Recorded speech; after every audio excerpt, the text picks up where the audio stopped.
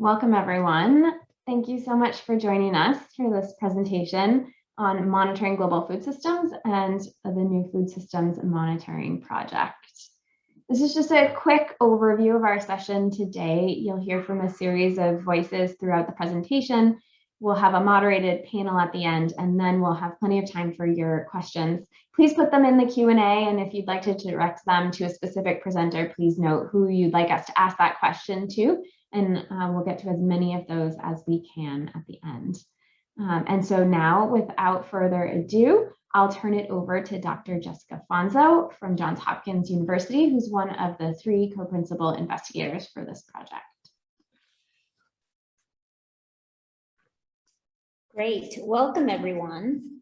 Thank you for joining us, and a special thanks to Lawrence Haddad of GAIN for spearheading this effort, and for FAO's team for their deep collaboration and involvement, and to all the collaborators, who some you'll meet today, who have dedicated an incredible amount of time to get us to where we are on monitoring global food systems.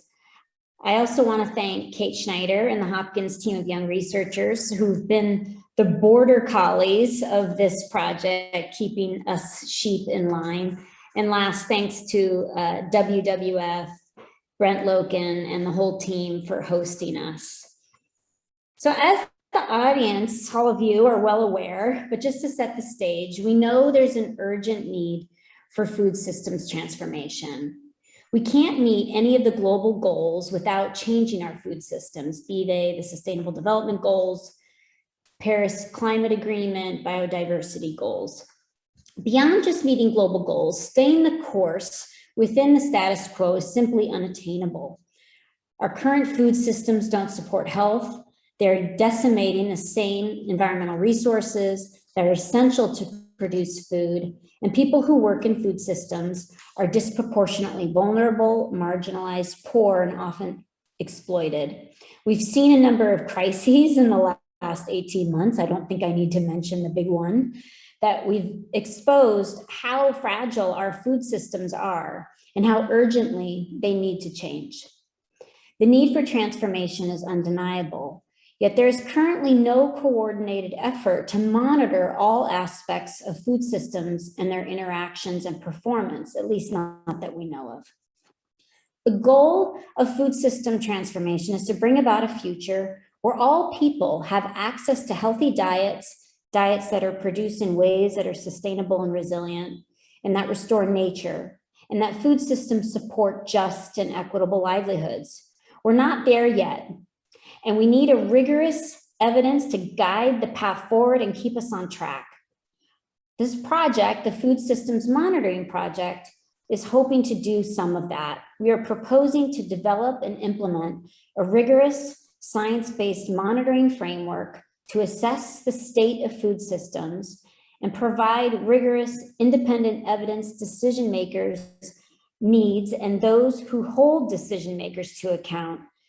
You can use this to determine where they are on or off track. We are going to hear from 10 members of this project today, but we so far have a group of over 50 collaborators that have been involved. We are actively looking to expand the group, bringing in more disciplinary and experiential diversity.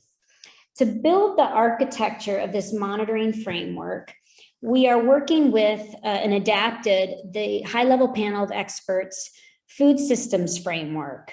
And we use this framework to build the architecture of this project. The figure presents our adaptation, illustrating the confluence and interrelationships between different components and their interactions across food systems, from food supply chains, food environments, individual factors of people who are coming to food systems, the myriad outcomes, and drivers. We know that this framework is complex, but food systems are complex, and we embrace that complexity. Drivers, that many of them exogenous to the food system that you see on the left, can influence the directionality and dynamism of interactions between actors and components, which can help or hinder transformation. Governance and policy actions can both influence and be influenced by food system drivers, components, their outcome, as well as the many actors that are involved in food systems. Risks and shocks and vulnerabilities threaten food system outcomes and their resilience and sustainability. So what we've done is we've established a framework architecture. We propose 5 thematic areas for which we have identified initial indicator domains that can be mapped to the framework and demonstrate the important relationships necessary to monitor.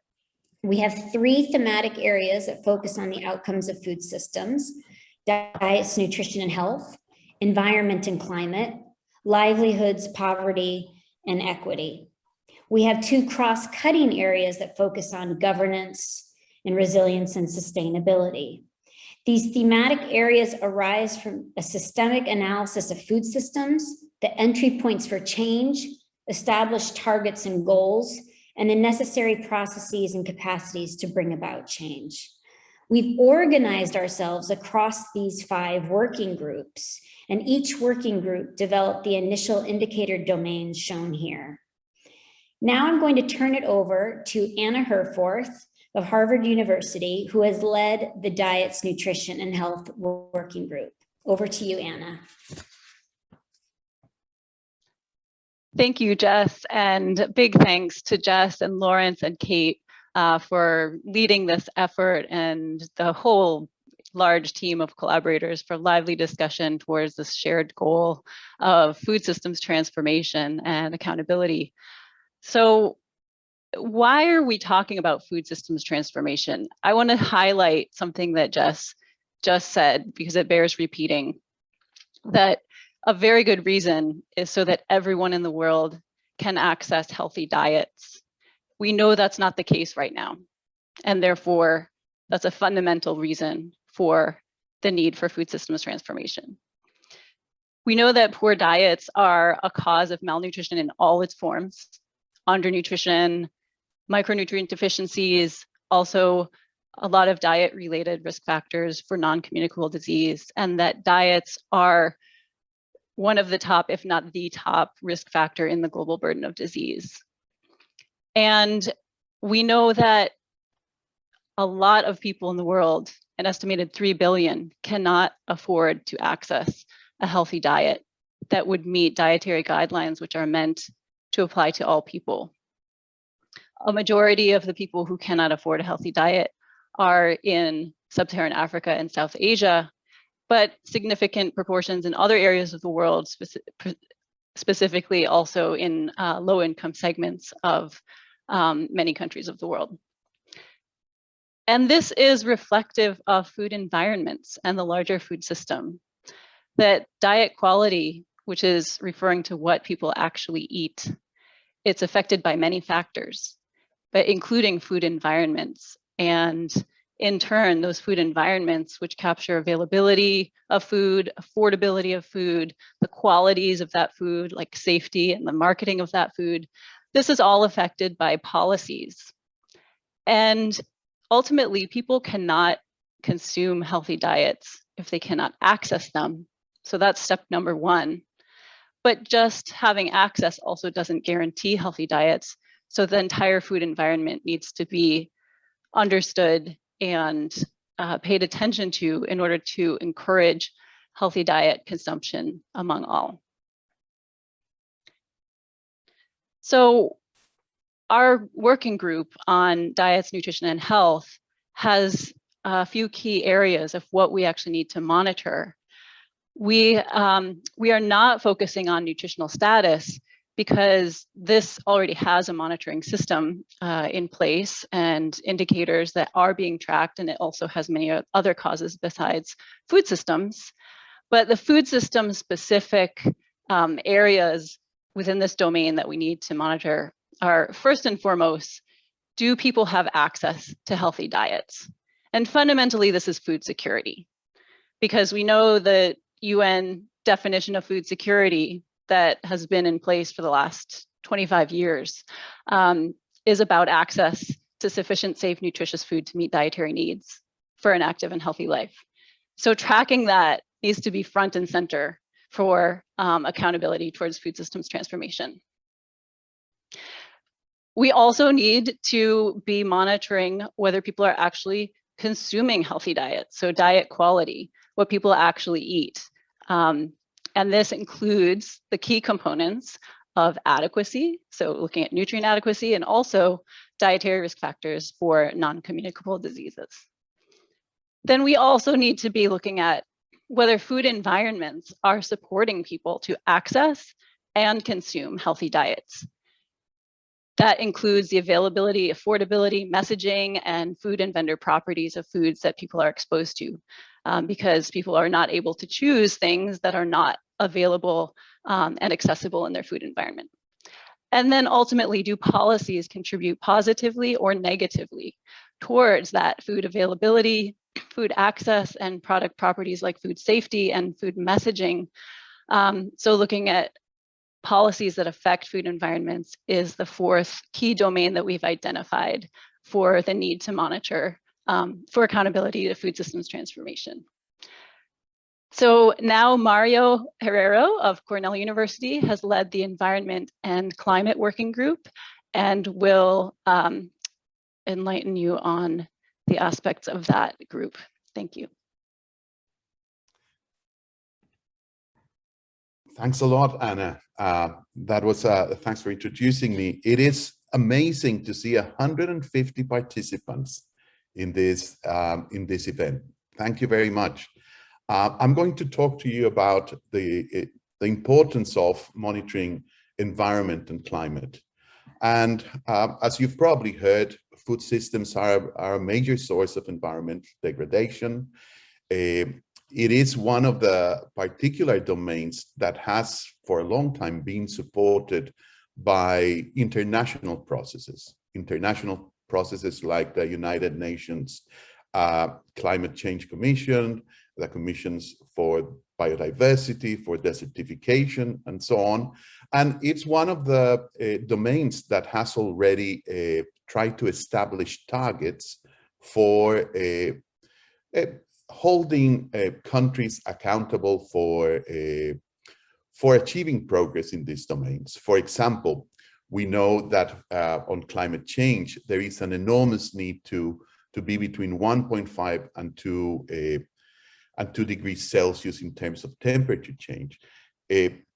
And we have the Paris Agreement as a mechanism to really start looking forward to progress towards the attaining of this goal. That really involves monitoring and accountability. And our plan is to deal with the key agencies involved in setting these environmental goals and help monitor some of the key indicators. Now, what are those key indicators?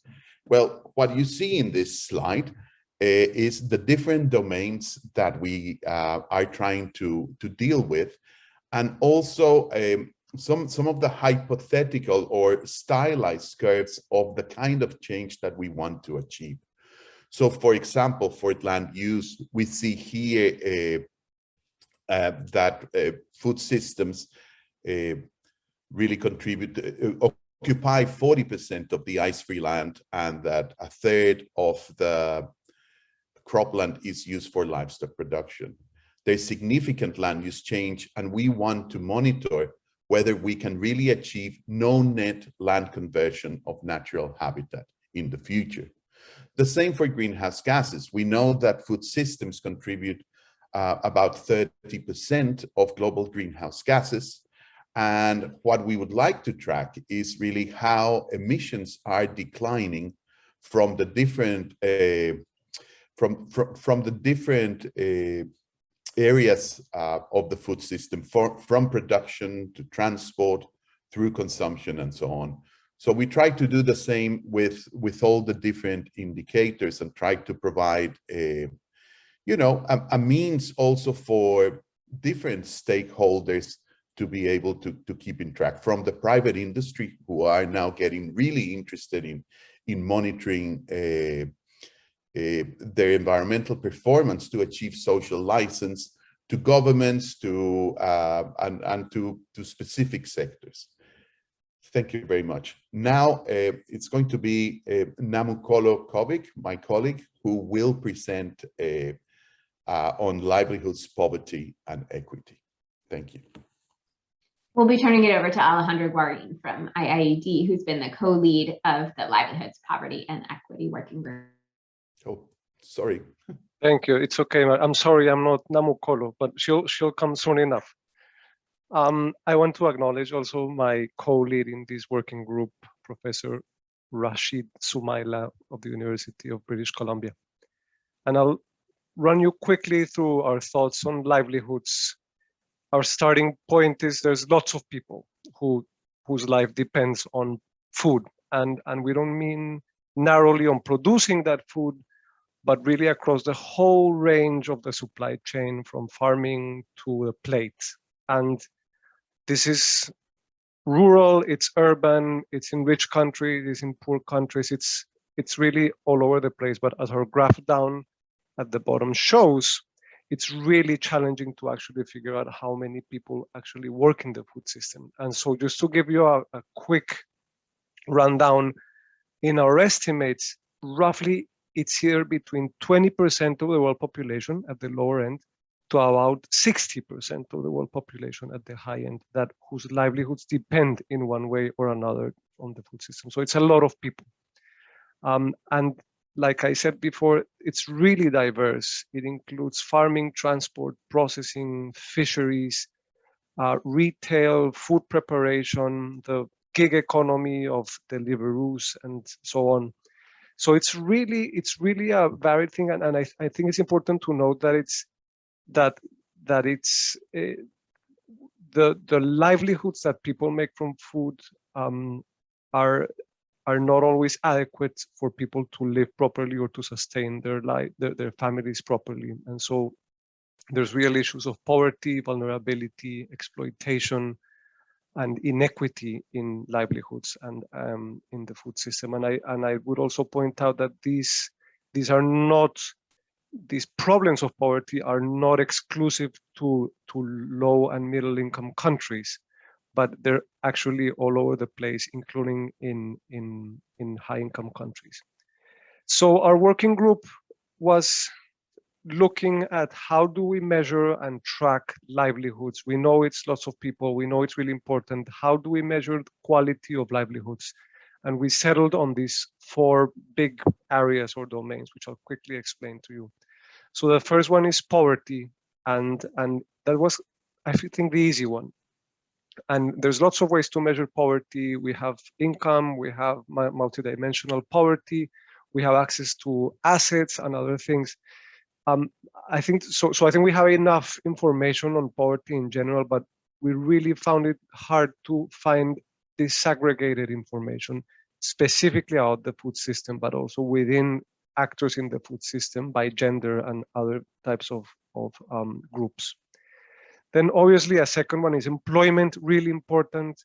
As I said before, both the quantity of employment is important, and there's lots of variation on how you count it, but also crucially quality, how good employment is. And there's lots of challenges here to describing and to measuring that, in particular because a lot of the work is under measured, it's informal, it's migrant, it's seasonal, so it's not clear. Then we have a third domain here, which was really a product of lots of discussion, of internal discussion, which is the fact that workers in the food system, because of that high level of informality and seasonal and migrant employment, are really lacking in access to things like pensions, healthcare, basic income, cash hands out.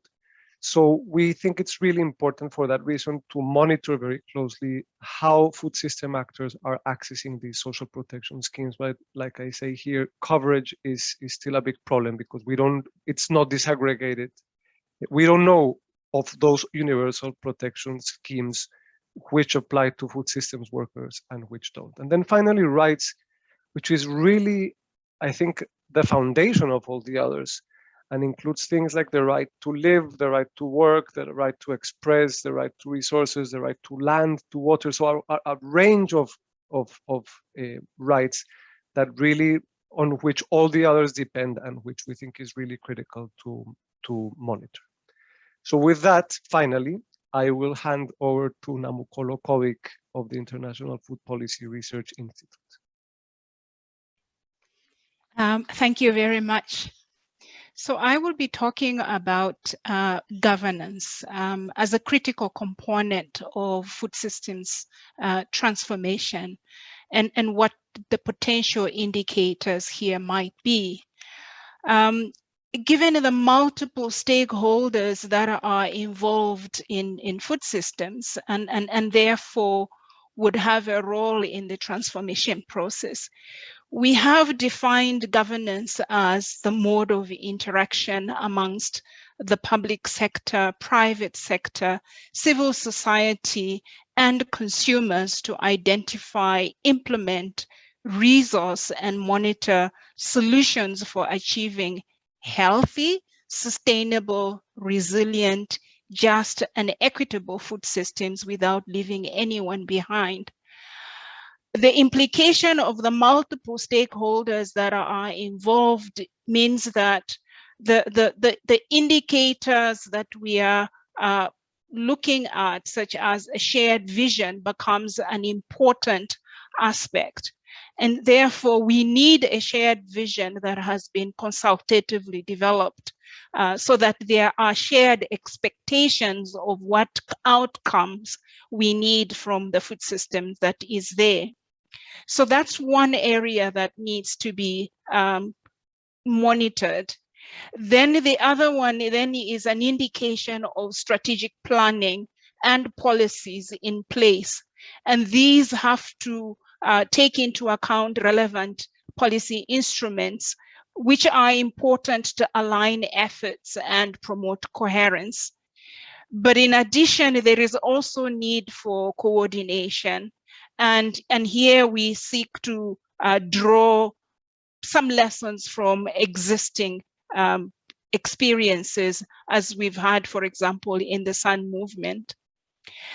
The third indicator is one for effective implementation. And here we're looking at capacities to implement resource and sustainability. And also with additional attention to decentralized levels, because it has these levels where implementation actually takes place. And here again, we want to draw from existing lessons. The Hunger and Nutrition Commitment Index is one that we are exploring. The Comprehensive Africa Agriculture Development Program is another in terms of the mutual accountability mechanisms that have been put in place. And then, of course, the Sun movement and others. Then finally, it's an indicator on accountability. And here it's looking at what is in place in terms of monitoring and evaluation in order for it to be in place to be able to direct progress towards the desired outcomes for 2030. And this monitoring should actually be informed by the shared vision for a particular country. Now, to try and put this into perspective, I had a look at one country, drilled into what Ethiopia has done to see how they would match up against this criteria of a shared vision, strategic planning, effective implementation, and accountability. And yes, indeed, they have a shared vision that they have put forward. And there is also an articulated desire to actually have the whole food systems transformation pathway of Ethiopia. In addition to having a common shared vision, they are also looking to taking a healthy diet-centered approach and use this as a North Star for the different stakeholders to be guided by in terms of how they contribute. So they would judge themselves in terms of how they are contributed to that shared vision. On strategic planning, of course, there is a transformation pathway as other countries have put in place, but this is aligned to the existing policy environment. They've developed 6 focus areas in a roadmap, and the coordination is being discussed in terms of this being done within existing frameworks. And then for effective implementation, there's a costed roadmap actions that are now being finalized. And this looks at different types of resourcing, including capacities of different types. But in what is really good is the fact that it is embedded within existing program environment. And that has been done to make sure that they can also leverage own national resources in addition to other areas where they will be seeking funding, such as the Nutrition for Growth Summit and the coalition. There's a monitoring and evaluation framework that has been drafted. Again, this is informed by the shared vision. And so each one of those 6 focus areas will be monitored according to how they are contributing towards the shared vision and towards the healthy diet-centered approach. So looking at this, it looks like, oh yeah, it's been done, okay. But the question is that this is an area that we actually don't have much data on. And so there will be need to look at, shall we simply tick boxes based on this has been done? What should we be looking for? And this will have to be then matched against what the others have talked about in terms of delivering on those indicators in the other domains that are being addressed. I then hand over to my colleague, Chris Bene from the Alliance of Biodiversity and Sept. Over to you. Thank you, Namikulo. Okay, so in less than 3 minutes, I'll have the challenge to take you through those very complex concepts that are resilience and sustainability. So let's start with resilience, if you don't mind. So the first critical reasons why resilience has been included in our project is that the ability of food system to deal with shocks and disturbances is fundamental to food security. And a good illustration of that are the fragile states, where shocks related to conflict are usually associated to higher level of food insecurity. The resilience of food system is also critical to protect other important functions of food system, and Alexandro mentioned them, such as livelihood of the millions of actors which operate in those food systems. And finally, resilience in the short term is a precondition for the longer term sustainability of food system. Now, we propose to assess resilience through the measure of some proxies, including the exposure of countries to shocks using some of the current global databases. We will also look at elements that are usually in the literature recognized as important to build the resilience capacity, such as diversity, connectivities. We will also look at agrobiodiversity, since it plays a very important role in building the resilience in crop, but also in the other production systems, such as livestock or fisheries. And then finally, we will measure the stability of food system indicators. Next slide, please.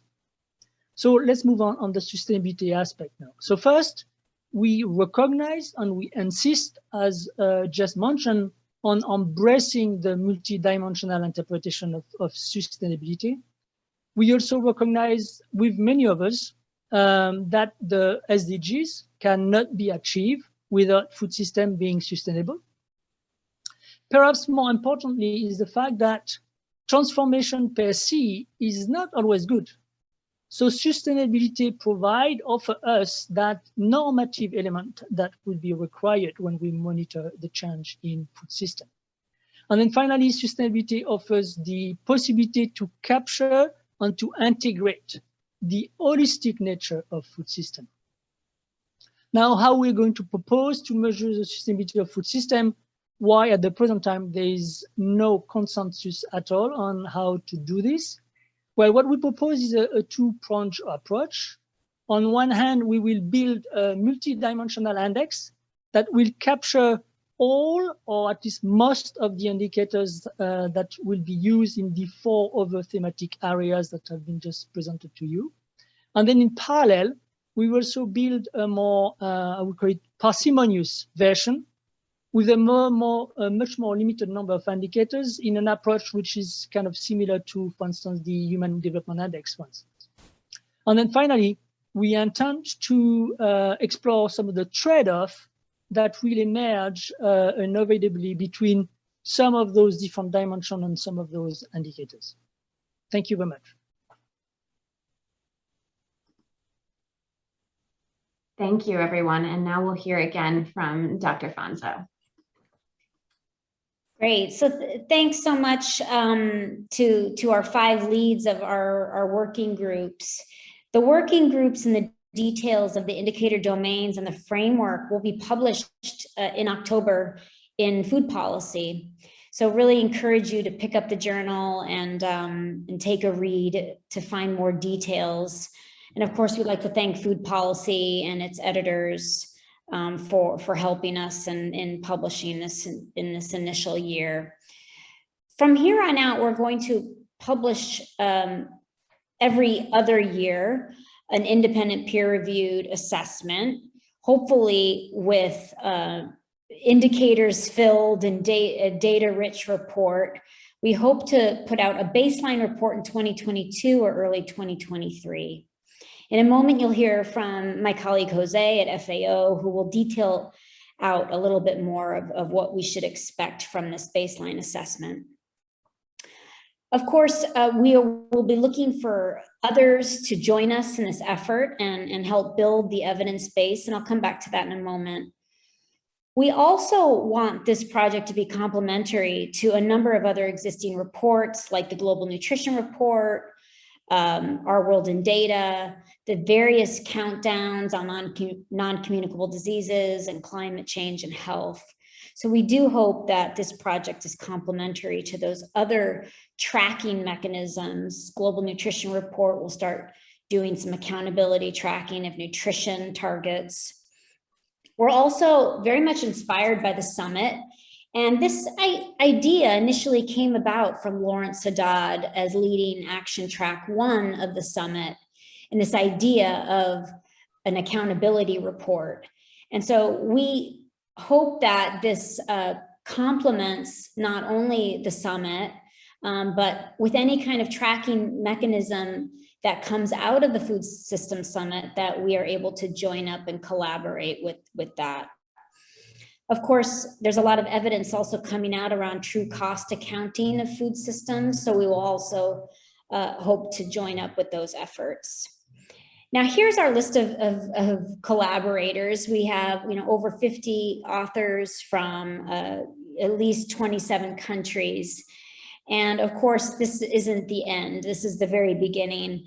We are hoping to collaborate with more people, bringing in more experts, more voices to help expand the scholarship of this work and the experiential diversity. So please, if you are interested in working with us, you can send me an email. I think you know where to find me. And we really look forward to the feedback, constructive criticism, and ideas that from the publication that's going to come out in October. So we really welcome dialogue. And this is just the beginning of what we hope is at least a 10-year effort to 2030. And please do download the paper. I think it'll come out in mid-October. And I'm going to turn it over to Jose, who can walk us through the baseline assessment. Thank you, Jessica. So far, you have seen the initial step of this effort, which was put together the multidisciplinary research collaboration and to build an initial architecture of this monitoring framework with thematic areas and indicator domains. We acknowledge it's a large and important step, but it is really just the beginning of a longer journey. The next concrete step is to propose a coherent set of indicators under each domain that can be used and analyzed as the basis to get a baseline report on food system status and performance. So how we are going to do this?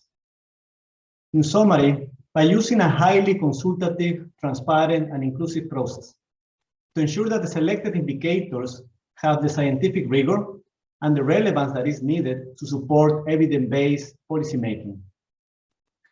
In order to do this, the plan is to go through an adapted Delphi process to vet domains and contribute to the selection of specific indicators.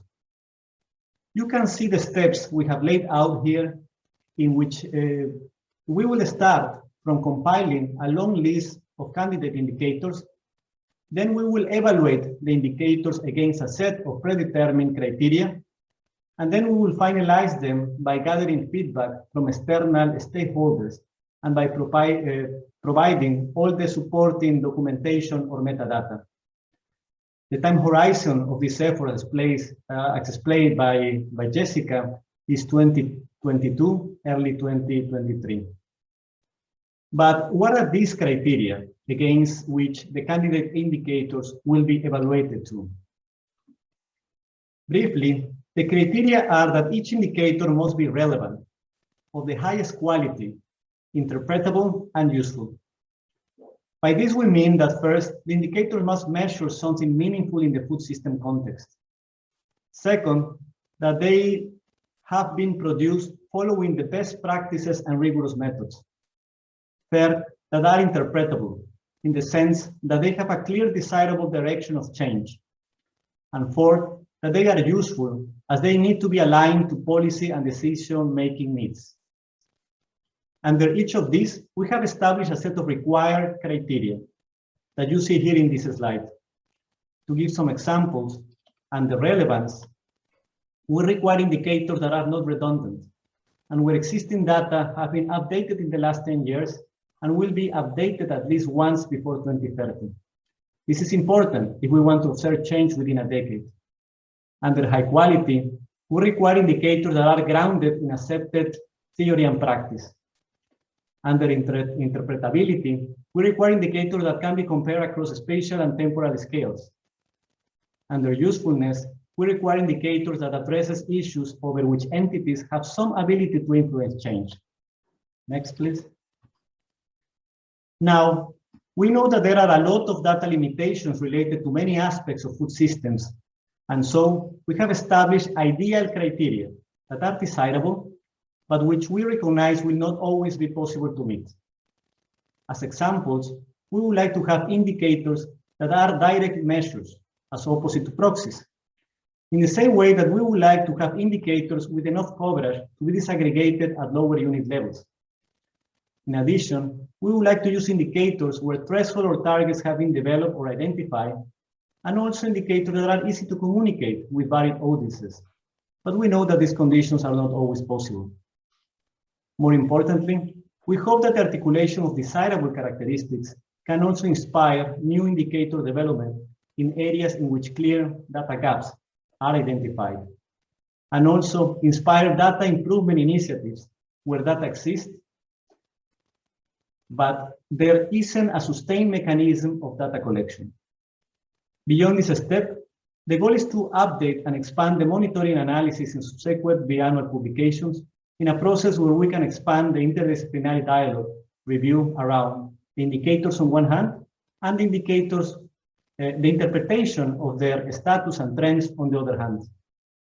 Let me finish by saying that we are believers of the power of data to support accountability mechanisms and the change that is needed to bring transformation within countries.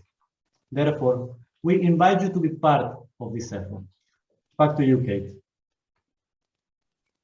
Thank you so much, everyone, for this wonderful presentation. We have a few brief questions for the presenters that we had hoped to have everyone just speak very briefly to, and then we've got some great questions that have come in the chat, and so we want to save as much time as possible if we can get to those. But before we turn to your questions, I think I would just love to ask Jess, Namakolo, Rashid, and Anna to speak very briefly about why this work is important to you.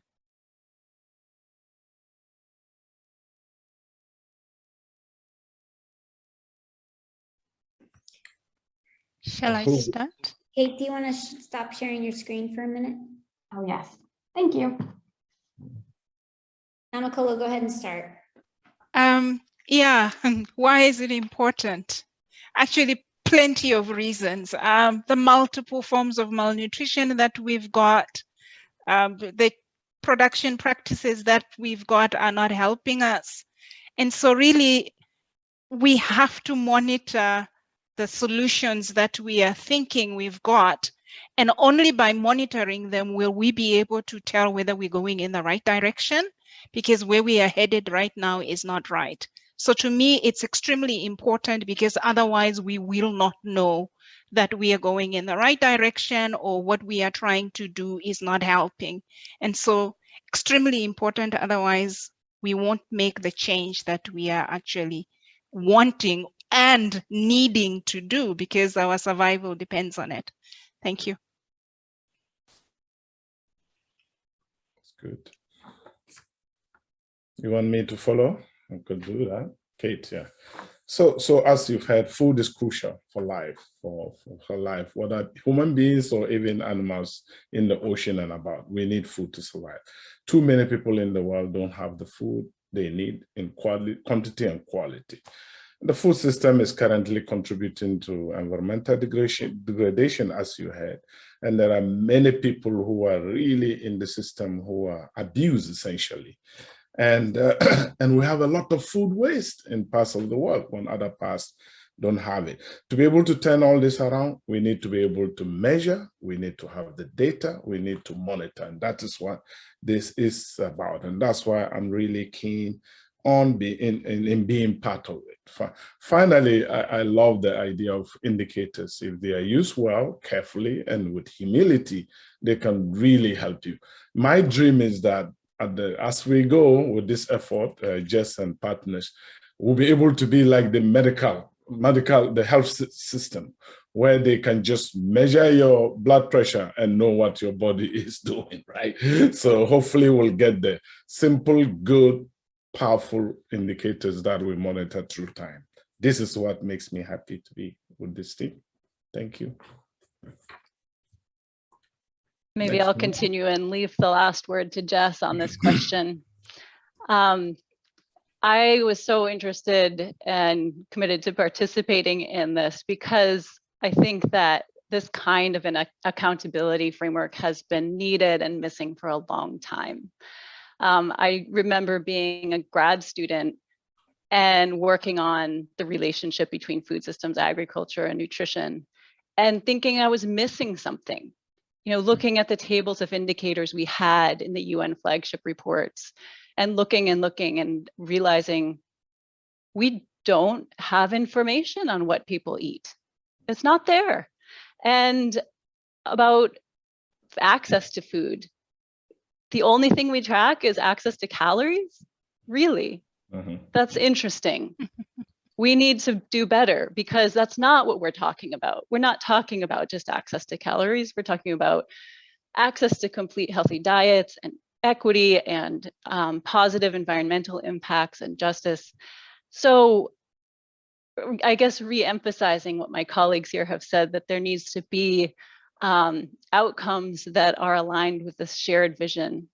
And we've had, major global convening sort of akin to the UN Food Systems Summit in the past. We had the UN World Food Summit in 1996, and also in the 90s, the Conference on Overcoming World Hunger, and that these, might have had more progress if there was a complete accountability framework with indicators to match that vision of what we want, how we want to co-create food systems as a global community, how we want to, impact and interact with the earth and integrate equity in feeding ourselves as a species. And I think Jess will have some more words. It's kind of hard to follow those three comments. Yeah, I mean, I'm a firm believer that data can really drive better decision making, and to me, that's what this project is all about. So we as a global community are all challenged with trying to really assess what is high quality data, what gives decision makers the best path forward, and we won't necessarily have all the data that we need, and there'll be big gaps, but to me it's something that could be quite important for decision making. and do ignore the chat that's going on right now. I'm not sure what's happening, but looks like we've been bombed a bit, but just ignore that. That is not the views of the Countdown project. So I turn it back to Kate. Thanks, Kate. Thank you so much. Yes, we have had some inappropriate interruption in the chat, but I hope it's only visible to the hosts and panelists and not our attendees. Alejandro and Chris, I was hoping that you could both speak to the theme of challenges. Is there something that has been challenging already? This is a huge endeavor. For sure, there will be a challenge in the future. What do you anticipate or have already experienced as one of the greatest challenges? Let me speak to the challenges of the process. I think it's worth mentioning to people. I think people think of the scientific endeavor as a very streamlined process, and when we present what we just presented, for example, it looks very finished, but in fact there's lots of wrangling behind it. And I was mentioning to my colleagues, I think there's an interesting parallel here between the process of building political consensus and the process of building scientific consensus. And so behind the scenes, even though we show a very smiley face, but behind the scenes, there was quite a bit of discussion and often disagreement about what should go into these things. And part of it was coming from people coming from very different viewpoints, people coming from the social sciences, from economics, we had anthropologists, we had people from the life sciences, and we all come with our own pet agendas and worries and priorities. And you know, as Jessica showed, there's over 50 authors. Getting everybody finally to settle on, for example, a list of indicators or what actually constitutes income, or why do we include, for example, social protection and not other things. That in itself was really interesting, challenging. It was a process of compromise. It was a process of letting go of some things that were important to some people and to building that common language and that common set of reference. So I expect that process to continue and that challenge to continue as we go forward, but it's I think all the more enriching for that. Okay, I'll jump after Alexandro and just build on what he said. So he mentioned the difficulty of the process. I think there's also pure technical difficulties. And again, building on the presentation of Alexandro, who remind us that food system is probably the largest employers in the world. Yet, the majority of those people who depend on food system for their livelihood are actually in the informal sectors. So we don't have numbers, we don't have information. They are invisible to most of the country's statistical system. So if we want to monitor how we improve the livelihood of those people, or how those people can contribute to the food security of the rest of the world, without information is actually very challenging. So definitely in terms of availability of data, that particular project is very important because it's going to highlight to the different decision makers how important it is to have actually data to be able to monitor those very important processes. So for me, one of the critical at the present time or in the near future challenge is actually that availability of data, which we have tendency to believe it's nice because we live in high income countries. As soon as you go to Zambia, as soon as you go to Malaysia, or even Nigeria, you will see that at the local level, we don't have those data. So it's going to be very challenging for us, but hopefully it's going to be a very good wake-up call for the policymakers at national level to realize how important it is to start monitoring those. But for me, those are not actually challenges, they're actually opportunities. They are actually opportunities to bring that to the fore. And again, as I said, make people realize how important that it's not possible for us to improve the livelihood of the world population if we don't understand better our food system. Hopefully, this project will contribute to it. Over to you. Thank you so much. We have some fantastic audience questions. So just briefly, before we turn to those, I'd like to ask Mario and Jose to give us your vision of success. The vision of success. Well, the vision of success from my perspective, can be divided into probably 5 aspects.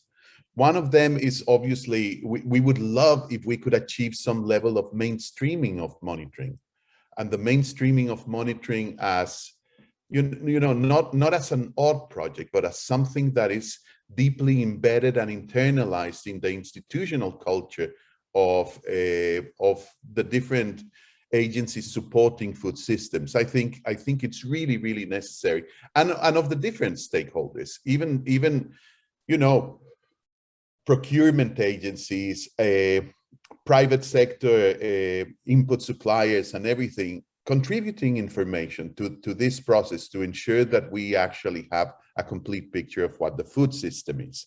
That on one side. Then I see an enormous opportunity here for creating more coherence into the work of the different agencies, the global agencies, the UNFCCCs, the biodiversity conventions, and so on. First, in trying to represent how the food system works much better, and also in terms of you know, sharing data, synchronizing data sources, having a common understanding of the problems that we are facing and how to solve them. I think that's going to be critical. I've been part of many IPCC processes, and you have no idea how what's the word that I could say, how simplistic the view of food systems that sometimes goes into those big reports. I think that there's also a great opportunity to really bring in people from the food system much better into other multi-sectoral initiatives to really represent what we're trying to do here much better. Obviously, the ultimate wishful thinking would be a change of behavior in stakeholders.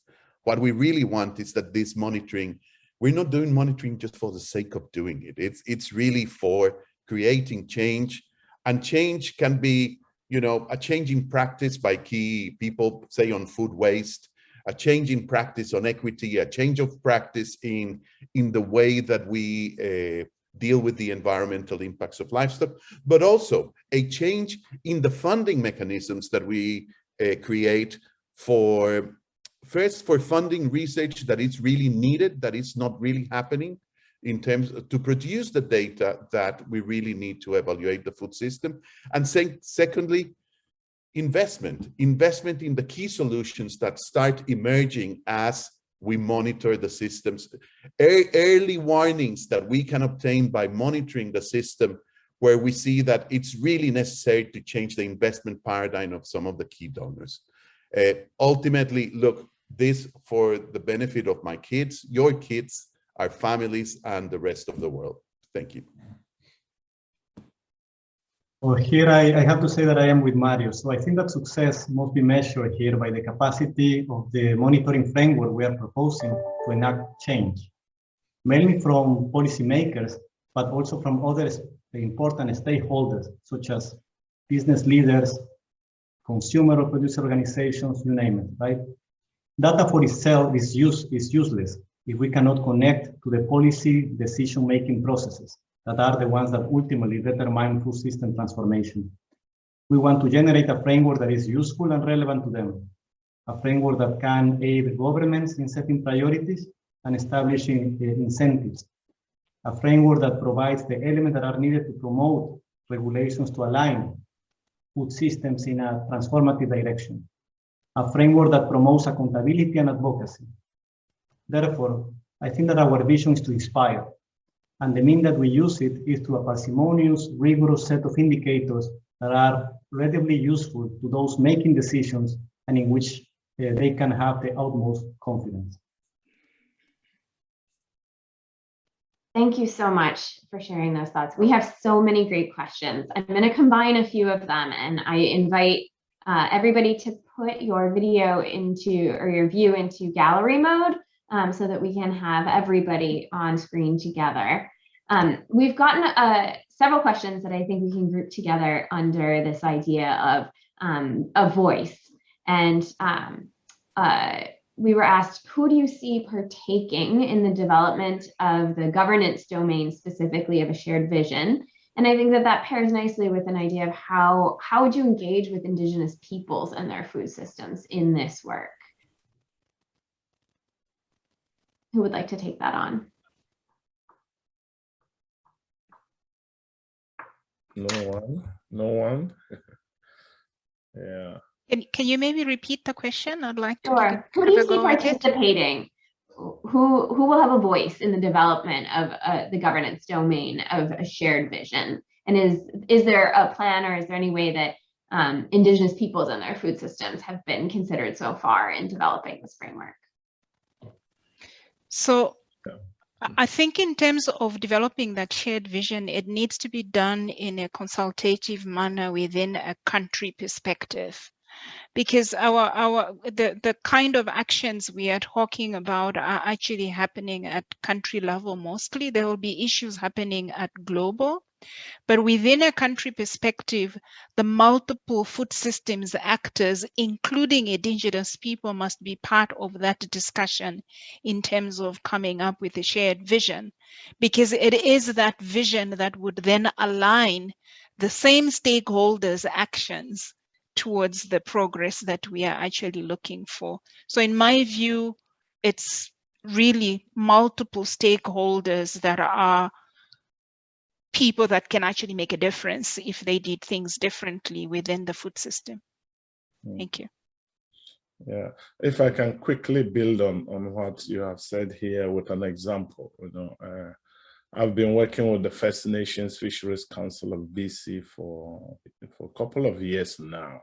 And the whole idea is, economists, we do evaluation. And I gave a talk years before this where I went to Prince Rupert and said, we want to work and estimate the value of their fisheries. And I was so happy and jumping all over about this, say, well, if we know the value of your fish, you know it, you can deal with anyone who wants to fish in your waters or deal with you in a sensible way. And there was an elder just looking at me and smiling. When I finished, he said, you know what, Rashid, we don't want you to value our things. I said, why, sir? Why not? I've just explained to you, say, throughout history, whenever we value our thing, we lose it. My God, I can never forget that incident, So it just hit me back. So there needs to be trust, and there needs to be, and now they came back. They asked me to give a talk, and I gave a talk. They want to do this valuation to include what they really care about their salmon, not just the price you pay in the market. It's something for the community. It's their food, it's their culture. And now we are working together. They are actually guiding us. We're doing workshops and slowly working together. They've already played around with one approach we have developed by themselves, So anyway, it's true that you need to But work. then by doing that, if you had to monitor, your monitoring system would actually include those elements so that it's part of the bigger package. Absolutely, yeah. Thank you. We have several questions on the nature of the data, how this could be done in developing countries, low-income countries. The example given in the question was Nigeria, but I think another panelist asked a question specifically about challenges faced in the Philippines with respect to data. And someone else has asked, how do you ensure that data, even when they do exist, don't get politicized? How are we going to be working with data? Is there anyone who wants to talk a little bit about that? And oh, I'm sorry, there was one more. Do we intend to fill in any data gaps with new data collection?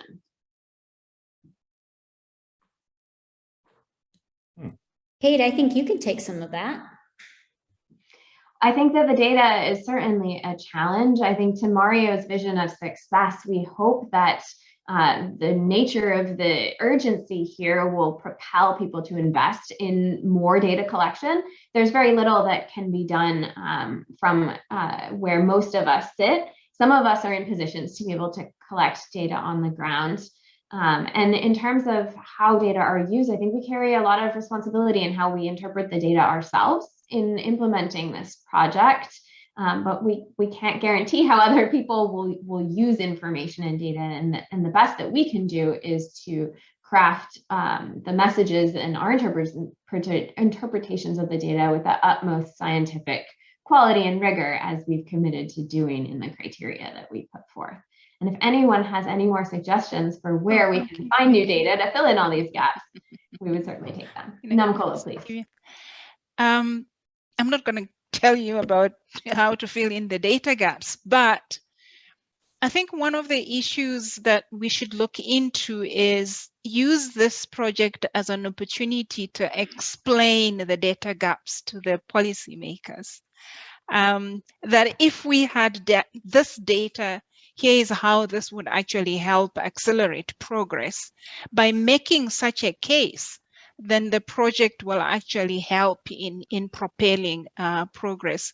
Just, you noticed I gave an example of the Ethiopia case study. That's not part of the paper, but I thought it was a useful way of putting a practical perspective to what we're trying to do.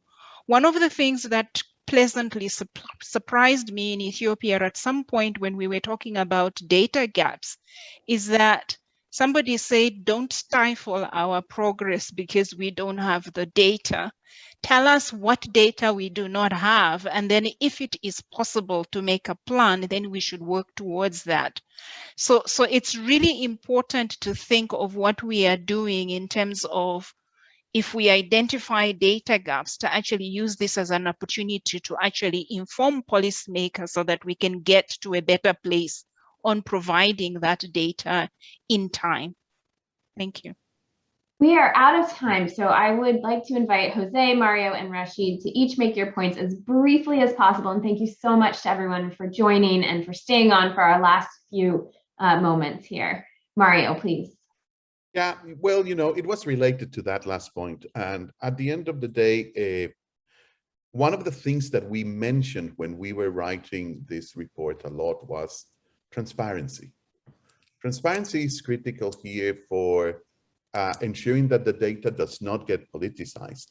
And it is by significant consultation with all of you in this call and with a range of others that we will achieve, for example, the kinds of consensus that we need in terms of which indicators we need, how are we going to measure certain things, and so on. It's really providing voices to the range of people that need these kinds of indicators, the way that we will ensure that, that this gets used in a rational way.